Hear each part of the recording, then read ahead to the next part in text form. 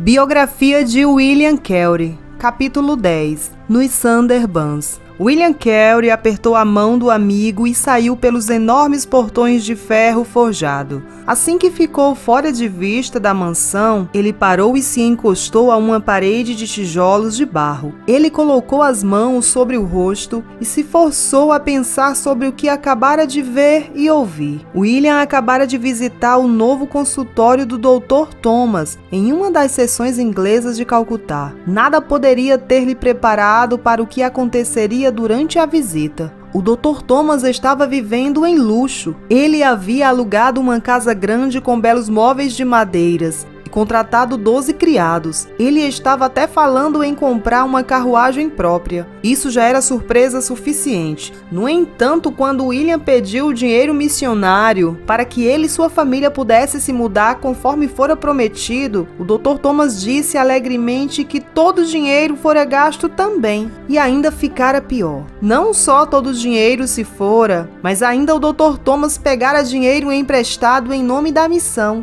e também já o gastara. William estava chocado. Como um homem tão brilhante poderia ser tão tolo? E não apenas isso, o Dr. Thomas não tinha mais certeza se queria permanecer missionário, já que o empreendimento não combinava com sua esposa. Ela e William suspeitava também que o Dr. Thomas gostavam de ser membros respeitados da comunidade inglesa. Ser missionário e morar em um barraco em lugar qualquer, espantar mosquitos e contar aos indianos sobre a mensagem do evangelho não era o melhor caminho para ganhar esse respeito. Bem ali na rua, passando em sua malfada visita, William decidiu não contar a Dolly e a Kitty sobre o que acabara de descobrir. Afinal, isso só lhes daria munição para atirar contra ele. No entanto, ele teria que enviar uma carta ao comitê da sociedade missionária e explicar como ficara totalmente sem dinheiro em apenas 10 semanas. Naquela noite, depois de os outros terem ido dormir, William ficou em silêncio na pequena casa do jardim, angustiado com o que dizer a seus amigos na Inglaterra. Ele queria dizer que ainda apreciava muitas coisas acerca do Dr. Thomas, mas que agora entendia que o Dr. Thomas não era o homem certo para enviar para uma missão. O Dr. Thomas era cheio de entusiasmo. No entanto, lhe faltava bom senso. Aos poucos, em sua mente, William formou as palavras que ele deveria dizer e então as escreveu. O Sr. Thomas é um homem muito bom, mas apenas apto a viver no mar, onde seus negócios diários estão perante dele e a provisão diária é feita para ele. Temo que seu compromisso atual seja prejudicial e não útil. Eu amo e vivemos em grande harmonia. Contudo, confesso que Rambucho é um homem muito mais segundo meu coração.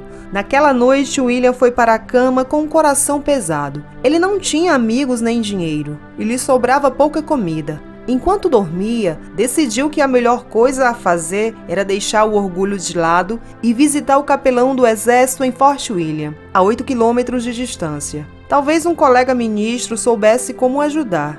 Claro que ao ir lá, ele também corria o risco de ser preso por estar na Índia sem licença. Cedo da manhã seguinte, William partiu para visitar o capelão.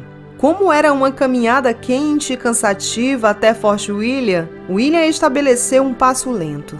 Ao longo do caminho, ele ia pensando no que dizer ao encontrar o reverendo Brown, o capelão do exército. Ele lhe explicaria como pretendia ser autossuficiente e construir quase tudo que sua família necessitava e que lhe haviam sido oferecidas terras com o custo de aluguel, onde ele poderia fazer todas essas coisas. Então ele perguntaria se ele sabia de uma maneira de levar a família para Deshata, onde a terra estava localizada. Ele chegou a Fort William na hora do almoço, exausto pela caminhada e pela falta de comida. O reverendo Brown o encontrou à porta e William explicou sua situação. Ele cometeu o erro, no entanto, de mencionar o nome do Dr. Thomas. O reverendo Brown disse algumas palavras grosseiras sobre o homem e bateu a porta no rosto de William. Enquanto se arrastava para casa sem ao menos um copo de água fria no estômago, William considerou o que havia acontecido. Evidentemente, o reverendo já havia discutido com o Dr. Thomas e não ajudaria ninguém associado a ele, e decidiu não guardar rancor contra ele. Naquela noite, sua anotação no diário dizia assim: eu estou muito desanimado. Encontro-me em uma terra estranha, sozinho, sem amigos cristãos. com uma família grande e nada para suprir suas necessidades. Culpo o Dr. Thomas por me levar a tal despesa no começo e me culpo por ter sido enganado. Sinto-me abatido não por mim mesmo, mas pela minha família e pela dele por quem eu tremo. Rambucho trouxe um raio de esperança para a situação sombria na manhã seguinte, quando chegou com um saco de arroz para a família. O restinho de seu arroz acabara na noite anterior. Os rostos dos meninos de Kelly se iluminaram quando Rambucho colocou o saco no chão. William ficou grato pelo arroz, mas estava preocupado com o que deveria fazer a seguir. Por fim, ele decidiu que a única opção restante era encontrar alguém que lhe emprestasse dinheiro. Chegar a tal decisão, no entanto, fez daquele um dos piores dias de sua vida. Mesmo na Inglaterra, quando não tinha quase nada, William nunca havia pegado dinheiro emprestado. Agora não havia alternativa, e a decepção corria em seu estômago vazio com mais força do que as dores da fome que ele suportava. Naquela tarde, ele entrou em Calcutá em busca de alguém para lhe emprestar dinheiro, mas não encontrou ninguém, nem no dia seguinte. Nenhum banqueiro em toda a cidade lhe emprestara uma rúpia. Mas abatido que nunca, William voltou para casa, comeu uma tigela de arroz e foi para a cama. No dia seguinte, 31 de janeiro de 1794, houve uma batida na frágil porta da casa do jardim. Quando William respondeu, lá estava o Dr. Thomas, que explicou que depois de pensar sobre as coisas por alguns dias, se sentiu culpado pelo que havia acontecido. Ele tomara emprestado 150 rúpias em seu próprio nome para a família de William, dinheiro suficiente para comprar os suprimentos necessários e levar a família a Deschata. William não perdeu tempo.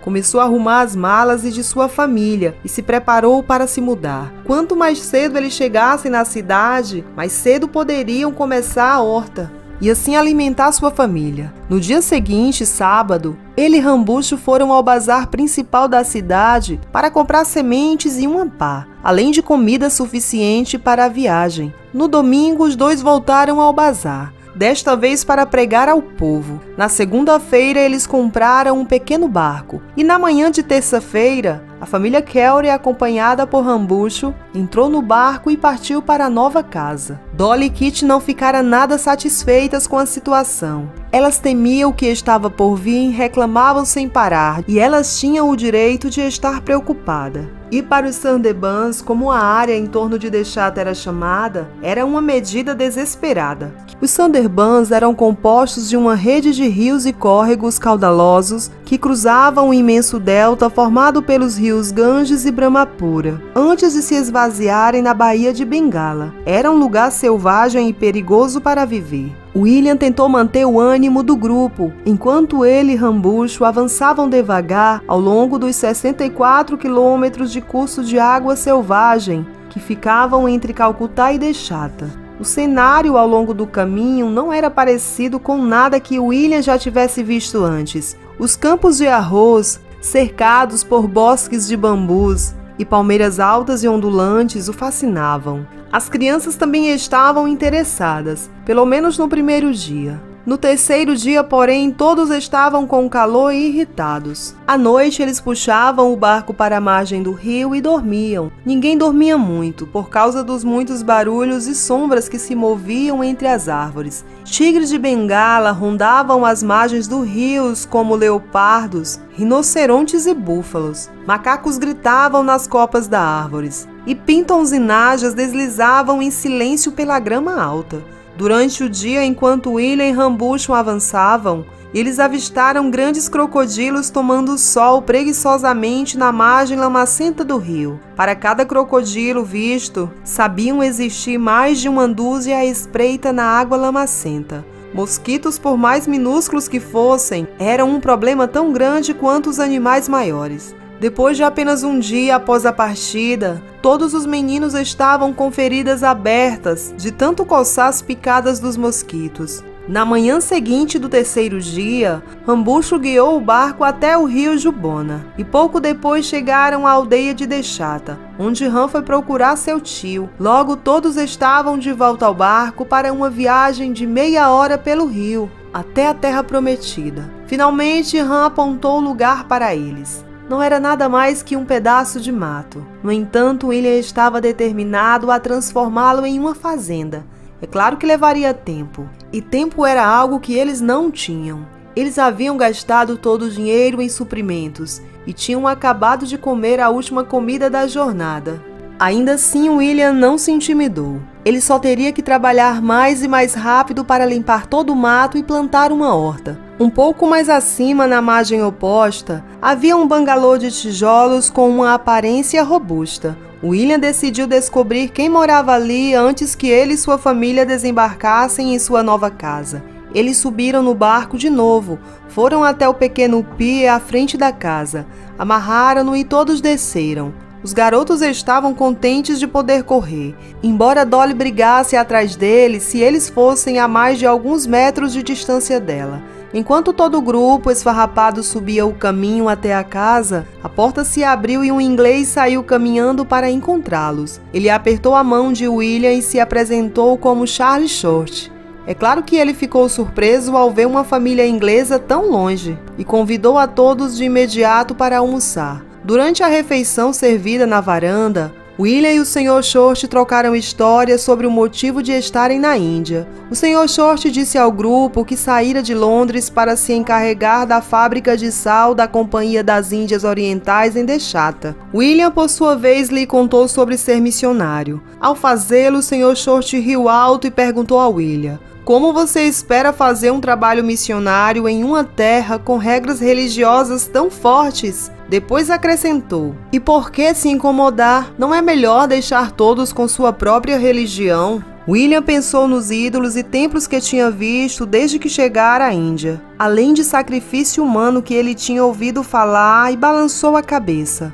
Deus me chamou para essas pessoas pagãs, e eu de bom grado darei a minha vida na tentativa de alcançá-las com a mensagem do Evangelho. O Sr. Short se recostou na cadeira. Eu não posso dizer que concordo com você nem um pouco. Eu não sou um homem temente a Deus, mas você está precisando de um lugar para ficar, e eu tenho uma casa grande, como você pode ver. Fiquem comigo o tempo necessário. Vou fazer o cozinheiro preparar as refeições diárias para todos nós. Seus olhos brilhavam enquanto ele falava. E então acrescentou: faz muito tempo desde que eu tive conversas animadas por aqui, e acho que um pastor batista deve me dar um pouco disso. William agradeceu ao Sr. Short por sua oferta gentil, e o grupo trouxe seus pertences do barco para casa. Foi um grande alívio para William saber que sua esposa e seus filhos teriam um teto sobre a cabeça e comida todos os dias. William fez uma oração silenciosa de agradecimento enquanto levava os últimos pertences para dentro. Ele também prometeu a si mesmo que a família não abusaria de suas boas-vindas. No dia seguinte à primeira luz, ele e Rambucho começariam a limpar o mato em sua propriedade. Mais tarde naquela noite, depois de uma maravilhosa refeição de ensopado de carneiro e pão, enquanto Dolly e Kitty colocavam os meninos na cama e o Sr. Short escrevia alguns papéis, William e Rambucho se sentaram na varanda para conversar. Eu estive conversando com um jardineiro, disse Han de forma nervosa. Ele disse que os moradores locais deixaram a área. Os únicos que restaram são aqueles que trabalham para o Sr. Short na fábrica de sal. Ele disse porque eles foram embora, perguntou William em voz baixa. Han assentiu com a cabeça, sua voz abaixando para a altura de um sussurro. Tigres. A área está infestada de tigres. William engoliu em seco e olhou por cima dos ombros em direção à selva. Rambucho continuou. Nos últimos 3 meses, 20 homens na área foram mortos por eles. Agora, as pessoas estão com muito medo de trabalhar ao ar livre. É bom saber o que estamos enfrentando, respondeu William tentando soar decidido, e depois acrescentou: mais uma razão para orarmos enquanto trabalhamos. Levou várias semanas para Rambucho e William limparem um espaço de terra grande o suficiente para construir uma cabana e ali plantar um jardim. Han providenciou a venda da madeira cortada em um mercado próximo para arrecadar dinheiro para a família comprar os suprimentos necessários. Ao mesmo tempo, os dois mantinham um olhar atento e constante para as listas que revelariam se algum tigre se movesse na mata à sua volta. O rifle de William estava sempre ao seu lado. Embora não tivesse visto tigre em várias ocasiões, William conseguiu matar um porco selvagem e um cervo para que todos da casa pudessem comer. Por mais surpreendente que seja, enquanto William trabalhava sob o sol quente da Índia, nunca coçou a pele uma única vez. A erupção dolorosa que ele costumava ter quando estava exposto ao sol na Inglaterra nunca retornou na Índia. Depois de 3 semanas, a nova cabana estava quase pronta para que eles se mudassem para lá. Embora William tivesse dificuldade em convencer as mulheres a se mudarem para lá. Afinal, elas estariam trocando uma casa de tijolos em estilo inglês, com muita comida e servos para cozinhar, por uma cabana de bambu com um piso de tapetes de grama e telhado de palha. De fato, Dolly não gostaria de deixar a casa do Sr. Short em nenhum momento. Ela passava horas sentadas em um canto cantando suavemente para si mesma. Muitas vezes ela ignorava as crianças por longos períodos e parecia não escutar a voz de William quando ele a tentava persuadir a comer uma refeição.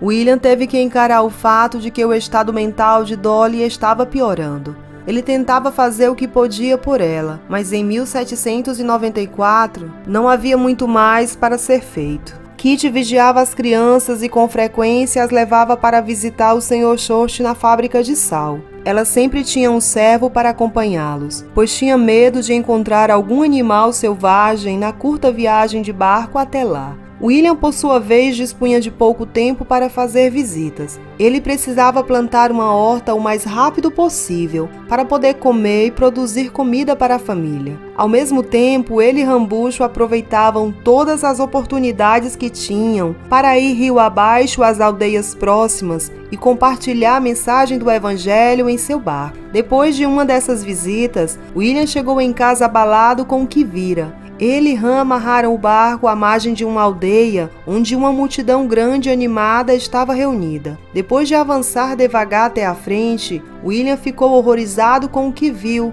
Lá, a cerca de 2 metros do chão, tinha um homem sendo girado em círculos. O homem estava pendurado por uma corda suspensa em um mastro longo de bambu. Os homens da vila se revezavam, correndo por baixo dele e o girando ou segurando as extremidades do mastro. Tudo aquilo não teria feito nada além de deixar o homem balançando um pouco tonto, exceto por uma coisa. O homem estava preso à corda por 2 ganchos que foram espetados em suas costas nuas. Ele estava pendurado por sua carne. William teve que desviar o olhar. Ele havia lido sobre essa prática, mas ver um homem se flagelar como um ato de adoração a Shiva, uma divindade do hinduísmo, o deixara enjoado. O homem ficou balançando nos ganchos da corda por mais de 15 minutos antes de ser baixado ao chão, sangrando e fazendo terríveis caretas por causa da dor. William ansiava poder falar aos aldeões a mensagem do Evangelho e lhes contar sobre como Deus os amava. Foi mais ou menos nessa época que William chegou à conclusão de que pregar para o povo indiano por si só não seria o suficiente. A religião hindu, em particular, possuía muitos livros antigos de escrita sagrada que os hindus reverenciavam e seguiam. Se os missionários cristãos quisessem ser bem-sucedidos no país, William sabia que a Bíblia precisaria ser traduzida o mais rápido possível para os vários idiomas indianos. Ele decidiu que era hora de mais uma vez começar a trabalhar na tradução em bengali do livro de Gênesis, que ele e o Dr. Thomas iniciaram na viagem da Inglaterra. Quando ele estava quase terminando o trabalho na nova cabana de bambu da família Cowdery, William ouviu algumas boas notícias. Ouvia-se agora pelo distrito que havia um homem branco armado construindo uma casa perto de Deshata.